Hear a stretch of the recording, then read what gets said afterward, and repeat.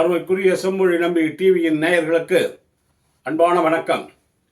செம்மொழி நம்பி டிவியின் சொந்தங்களே, எனது உறவுகளே, நீங்கள் எல்லாம் தேர்தல் வர இருக்கிறது. அன்பு கூர்ந்து நீங்கள் இன்றைய தமிழகத்தை நினைவிலே வைத்துக் கொள்ள வேண்டும். இந்த திராவிட மாடல் ஆட்சியை நீங்கள் மனசிலே வைத்துக் கொள்ள வேண்டும். இதுவரை வராத மோடி தேர்தல் நெருங்கியவுடன் 4 முறை வந்தார். இப்போது இன்னும் 4 முறை வரப்போகிறாராம். இப்பொழுதுதான் ஆட்டோவிலே மைக்கை கட்டிக்கொண்டு பாண்டி பசாரிலே ரோட் ஷோ காட்டப் போகிறாராம் மோடி அவர்கள் வந்து. இப்படியெல்லாம் விளம்பரப்படுத்தி கொண்டிருக்கிறார்கள். தமிழர்களே, நீங்கள் ஏமாளிகளா? ஏமாந்து விடுவீர்களா? குச்சி முட்டாயை காட்டி உங்களை ஏமாற்றி விடுவார்களா? நிச்சயமாக அது முடியாது என்பது தெரியும். இன்றைக்கு சோன்பப்படி வித்துக் கொண்டு வருபவனெல்லாம் இந்த நாட்டிலே பிழைத்துக் கொண்டிருக்கலாம். ஆனால் இந்த நாட்டிற்கு, நம் வீட்டிற்கு உரிமையாளனாக ஆக முடியாது. இந்த தமிழ்நாடை பொறுத்தவரை இது திராவிட மண். நாம் இங்கே திராவிட இயக்கங்கள் ஆட்சி செய்து கொண்டிருக்கிறது. இன்றைக்கு திமுக ஆட்சி செய்து கொண்டிருக்கிறது. கடந்த காலத்திலே பாதம் தாங்கியாக அருமைக்குரிய எடப்பாடியும் பன்னீர்செல்வமும் இருந்தார்கள். அப்படி இருப்பார்கள் என்று மோடி எல்லோரையும் நினைத்து விட வேண்டாம். ஒன்றை மட்டும் நான் சொல்லுகிறேன், மோடி அவர்கள் இந்த தமிழ்நாட்டிற்காக, தமிழ் மாநிலத்திற்காக என்ன செயலாற்றியிருக்கிறார் நான் கேட்கிறேன். இந்த நாட்டு மக்களுக்கு எய்ம்ஸ் மருத்துவமனை கட்டித்தருவேன் என்று சொன்னாரே, ஏறத்தாழ 4 மாநிலங்களிலே, அவர்கள் ஆட்சி செய்கின்ற மாநிலங்களிலே எய்ம்ஸ் கட்டித்தந்து எய்ம்ஸ் நடந்து கொண்டிருக்கிறது. ஆனால் தமிழ்நாட்டிலே மட்டும் ஒரு கண்ணுக்கு வெண்ணெய், ஒரு கண்ணுக்கு சுண்ணாம்பு என்பதை போல தமிழ்நாட்டிலே அடிக்கல் நாட்டியதோடு சரி, இன்னும் அதற்கு எய்ம்ஸ் மருத்துவமனையை அவர் கட்டித்தரவில்லை. அந்த அடிக்கல் நாட்டிய கல்லை கூட நம்முடைய உதயநிதி ஸ்டாலின் அவர்கள் புடுங்கி கொண்டு வந்து எல்லா இடத்திலையும் காட்டுகிறார். இதுதான் எய்ம்ஸ், இதுதான் எய்ம்ஸ் என்று. அதை மக்கள் ரசித்து பார்க்கிறார்கள். அதே நேரத்தில் மோடியை மிகவும் கேவலமாக விமர்சிக்கிறார்கள். இப்படிப்பட்டவர் இந்த நாட்டிற்கு தலைவராக இருக்கலாமா? என்ன செய்திருக்கிறார்கள்?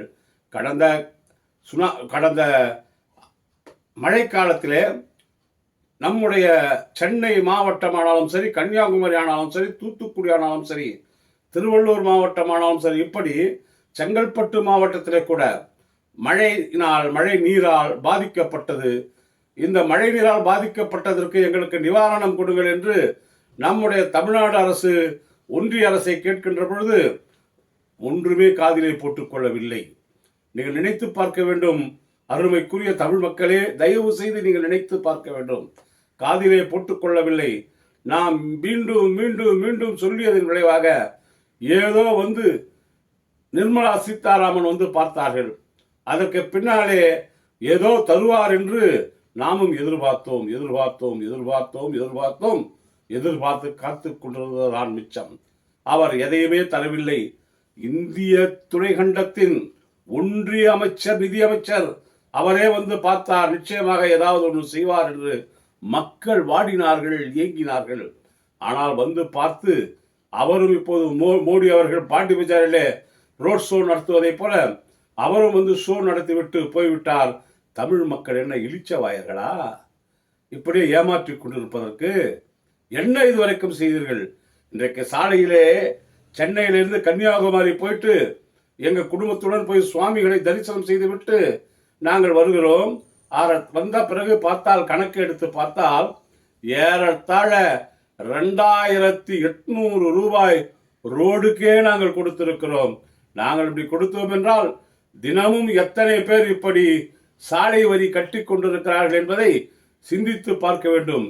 நாட்டு மக்களிடம் இருக்க பணங்களை எந்தெந்த வகையில் சுரண்டலாம் என்பதை ஒரு பெரிய பல்கலைக்கழகமே நடத்தி கொண்டிருக்கிறார் ஐயா மோடிஜி அவர்கள்.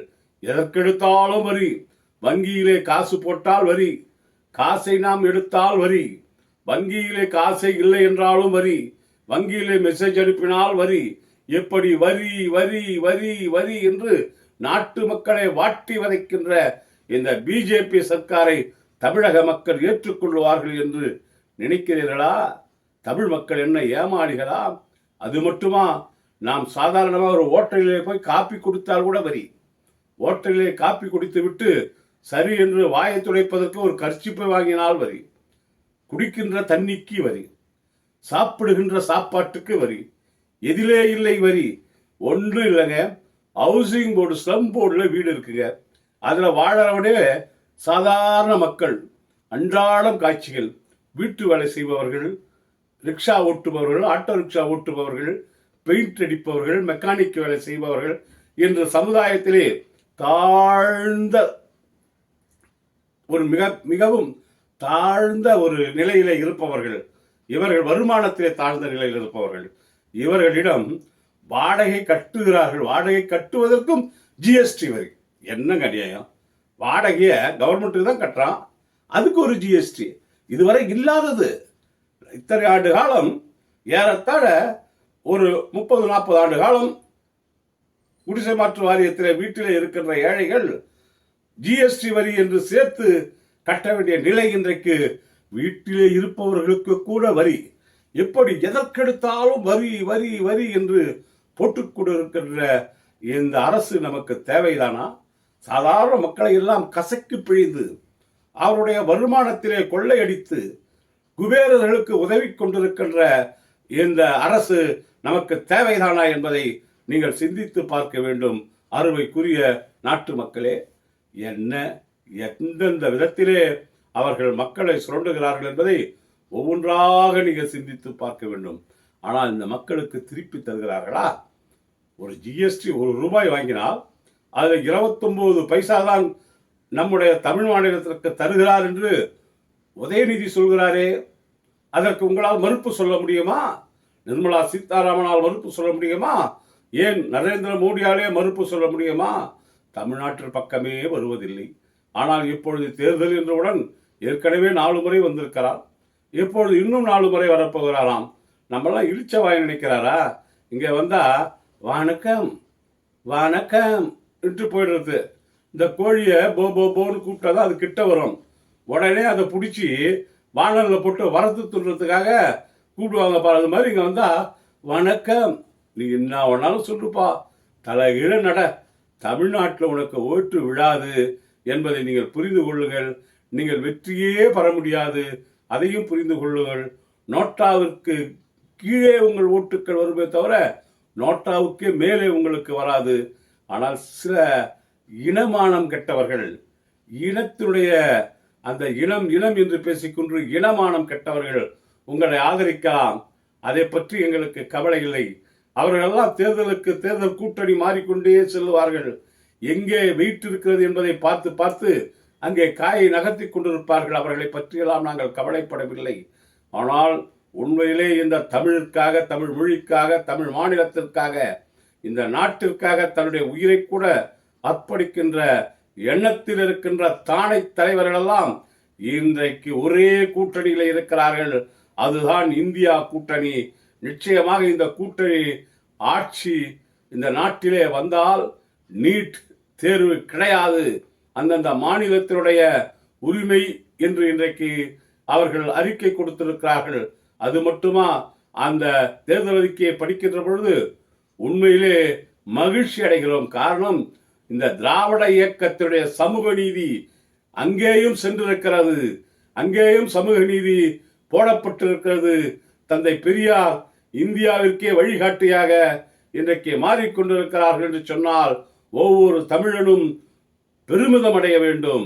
அருமைக்குரிய சகோதரர்களே, இந்த நாட்டிலே பெரியாரா அல்லது வெள்ளைக்காரனுக்கு பூட்சு துளைத்த சர்வார்காரா, அதை நீங்கள் சிந்தித்து என்றைக்கும் நீங்கள் இந்த தமிழ் மண்ணிற்கு, தமிழ் மக்களுக்காக, தமிழருடைய வாழ்வுக்காக, தமிழ் குடிகளை தாங்கி நிற்கின்ற திராவிட முன்னேற்றக் கழக கூட்டணியான நம்முடைய தமிழகத்திலே அந்த இந்திய கூட்டணி வேட்பாளர்களுக்கு நீங்கள் வாக்களித்தால் இந்த நாட்டிலே சர்வாதிகாரம் தவிடுபடியாகும்.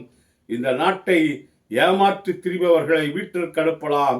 இந்த நாட்டில் சர்வாதிகாரத்தை கொண்டு வருவதற்காக ஏக அதிகாரத்துடன் இன்றைக்கு கேள்வியை கேட்க ஆள் இல்லை என்று சுப்ரீம் கோர்ட்டிலே கூட அவர்கள் நான் பார்த்துக் கொள்கிறேன் என்று சொல்லுகின்ற அளவுக்கு இன்றைக்கு வளர்ந்திருக்கிறார்கள் என்று சொன்னால் எந்த விதத்தில் நியாயம்? அப்புறம் நீதி எங்கே சொல்லும்? நியாயம் என்னவென்றும் நீதி தராசு நிற்குமா? நீதி தராசு நிற்க வேண்டும் என்றால் சுதந்திரமாக நீதிமன்றங்கள் செயல்பட வேண்டும் என்றால், சுதந்திரமாக நாட்டு மக்கள் வாழ வேண்டும் என்று சொன்னால், உங்களுடைய அன்பான வாக்குகளை நீங்கள் இந்திய கூட்டணி வேட்பாளருக்கு அளிக்க வேண்டும். திமுக கூட்டணி வெல்ல வேண்டும்.